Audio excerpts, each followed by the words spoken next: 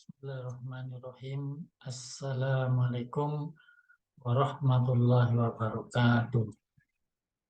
Saudara-saudara sekalian, bersama saya Trisno Raharjo dalam Kultum Ngebit, kajian hukum selama 7 menit mengenai pidana. Kali ini kita akan membahas tentang perubahan pidana mati menjadi pidana seumur hidup yang diputuskan Majelis Hakim Kasasi terhadap perkara Sambo. Namun kajian akan dihubungkan dengan penanganan perkara pidana dalam kasus Kanjuruhan di Malang. Kajian ini tidak menyinggung putusan dalam pengertian pertimbangan hukum, namun melihat dari kajian di luar putusan terkait proses yang tergambarkan dalam berbagai sumber yang ada. Apakah perbandingan ini cocok? Tentu bila merujuk pada pendekatan normatif hukum, tidak. Karena perbedaan pasal yang dikaji dan kasus yang terjadi. Namun kajian ini ingin melihat dari sisi penanganan dan pola pendekatan yang dilakukan. Kajian ini akan memiliki arti bila kita mencoba menelaah apakah latar belakang kejadian dan keterlibatan pihak yang memiliki posisi terhormat di dalam masyarakat akan mempengaruhi putusan hakim. Ada dua hal yang akan saya bandingkan. Pertama, pada kasus Sambo, setelah peristiwa kematian, maka seluruh personil kepolisian dikonsolidasikan dalam membangun cerita tentang peristiwa tembak-menembak di kediaman Sambo. Tidak dipungkiri, masyarakat terbawa, bahkan petinggi kepolisian pun melihat ada yang terjadi sebagaimana yang disampaikan oleh Sambo.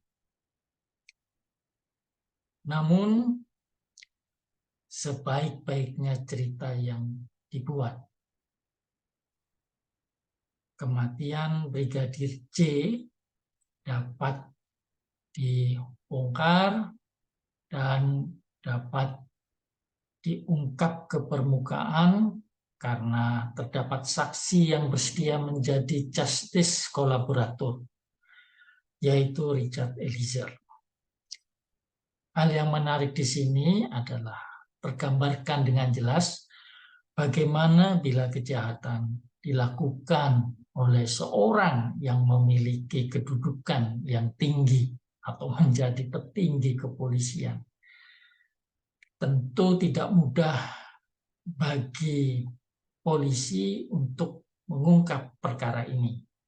Walaupun kemudian dapat terungkap karena ada desakan akibat kejelian di dalam melihat perkara yang ditangani oleh pihak kepolisian ini. Artinya, tentu tidak mudah bagi aparat penegak hukum ketika banyak pihak yang menghendaki agar peristiwa ini tidak terungkap. Pada tempatnya pula kita patut untuk menghargai, menghormati apa yang telah ditampakkan oleh para petinggi kepolisian dalam upaya untuk memulihkan citra dan profesionalitas pihak kepolisian dalam pengungkapan perkara ini. Namun kemudian kita juga melihat ada kasus Kanjuruhan di Malang yang menimbulkan korban meninggal sebanyak 135 supporter Arema FC. Berawal dari kekalahan kesebelasan tuan rumah Arema FC melawan Persebaya. Stadion yang hanya berisikan pendukung Arema FC menjadi tragedi setelah petugas kepolisian menghalau supporter yang turun ke lapangan dengan tembakan gas air mata. Namun, tembakan juga diarahkan ke tribun penonton dan menimbulkan suatu kondisi yang tidak dapat dikendalikan dan berujung maut akibat akses keluar stadion tidak mudah untuk dibuka. Pihak kepolisian dalam waktu singkat menetapkan 6 tersangka, meliputi Direktur Liga, Ketua Panpel Arema FC, Security Officer Arema, anggota Brimob, Kasat Samapta Polres Malang, dan Kabak Ops Polres Malang. Dari ke-6 tersangka, 1 tersangka tidak dilanjutkan pelimpahannya ke pengadilan, yaitu Direktur Liga. Dan dari 5 yang disidangkan di pengadilan, 2 dinyatakan bebas oleh hakim. Adapun Panpel Arema FC dan anggota Brimob dikenai pidana 1 tahun 6 bulan, sedangkan Security Officer Arema dikenakan hukuman 1 tahun penjara. Putusan ini jauh dari tuntutan jaksa penuntut umum antara 3 tahun sampai 6 tahun 6 bulan. Pembandingan yang dilakukan di sini untuk memberikan satu gambaran pada kasus-kasus tertentu, ternyata tidak mudah kita menemukan hakim yang lurus, yang tegas di dalam mengambil keputusan. Terkadang untuk kasus yang terjadi di Kanjuruhan, hakim hanya akan melihat dari dakwaan yang diajukan. Artinya seberapa serius penegak hukum, kepolisian dan kejaksaan membawa perkara ini ke hakim. Apabila kita bandingkan, maka tentu seharusnya kita tidak memiliki prasangka, mengingat pada kasus Sambo, dia seorang petinggi polisi. Tentu polisi telah banyak belajar. Tapi apakah ini akan menjadi persoalan kejaksaan? Tentu menjadi pertanyaan yang menarik dan perlu didalami lebih lanjut. Namun, kembali kepada hakim. Apakah hakim akan menjatuhkan putusan yang jauh dari nilai keadilan? Kita bandingkan sejenak. Kalau kita memperhatikan terkait dengan penegakan hukum terhadap kematian supporter Arema Malang, Arema FC, yaitu 135 supporter, ya, dan ini dapat dikategorikan sebagai tragedi terbesar kedua di dunia yang terjadi di stadion sepak bola. Perlu kita ingat,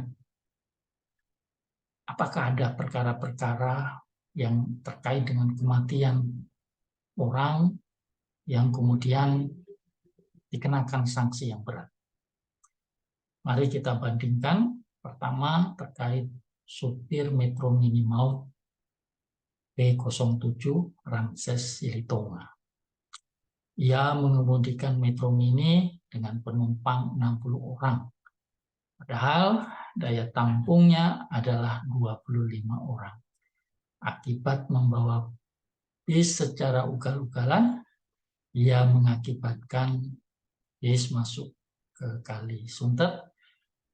Akibatnya 13 orang luka-luka dan 33 orang meninggal dunia.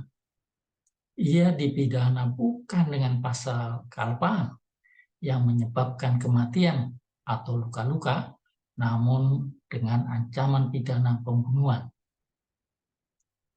Pada kasus kedua, pada kecelakaan lalu lintas akibat pengemudi yang dipengaruhi narkotika, menyebabkan kematian 9 orang.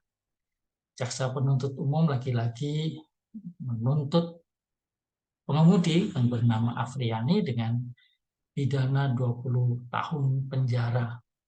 Dan ancamannya pun bukan pelanggaran lalu lintas, tapi terkait dengan pasal pembunuhan. Dan ini masih sama di tingkat pengadilan negeri dan pengadilan tinggi dengan 20 tahun penjara. Namun hakim pada Mahkamah Agung menjatuhkan pidana 15 tahun penjara dengan ketentuan pasal lalu lintas akibat kelalaiannya membahayakan bagi nyawa. Perbandingan lain yang perlu kita lihat dalam kasus terkait Sambo maupun kasus Kanjuruhan adalah pada permasalahan restitusi.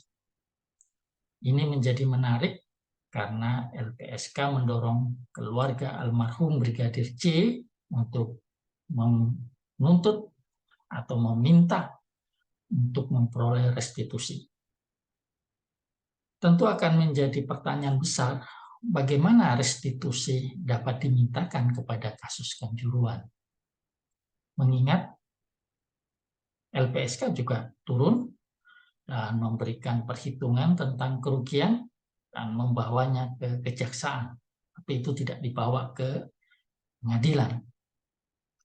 Apabila melihat apa yang ditawarkan LPSK kepada keluarga almarhum Brigadir C, maka tentu seharusnya kalau putusan Mahkamah Agung turun, karena sampai ini kasusnya belum dapat diakses oleh publik, maka keluarga dari keluarga korban Kanjuruhan dapat pula meminta ganti rugi sebagaimana yang diusulkan oleh LPSK kepada almarhum Brigadir C. Namun bagaimana ini akan diberikan kalau almarhum Brigadir C satu orang? Kali ini ada 135 supporter. Nah, bagaimana 135? Mengingat dari 135 ada yang telah diberikan ganti rugi oleh pihak-pihak tertentu. Nah, ini tentu perlu mendapatkan perhatian. Apakah semuanya dihitung ataukah hanya sebagian? Tentu ini menjadi hal yang menarik apabila putusan telah berkekuatan hukum tetap. Tentu perlu dipertimbangkan oleh hakim agung kalau belum diputus. Yaitu ingatlah ada perkara tentang peristiwa kecelakaan lalu lintas yang terjadi di daerah Kalisunter yang mengakibatkan 33 penumpang meninggal akibat tragedi yang dilakukan oleh supir Metro Mini Maut dan juga pada kasus yang menyebabkan 9 orang meninggal. Tentu bukan hukuman yang seberat-beratnya menjadi hal yang perlu dipertimbangkan, tapi juga bagaimana restitusi itu dapat diperoleh oleh para korban.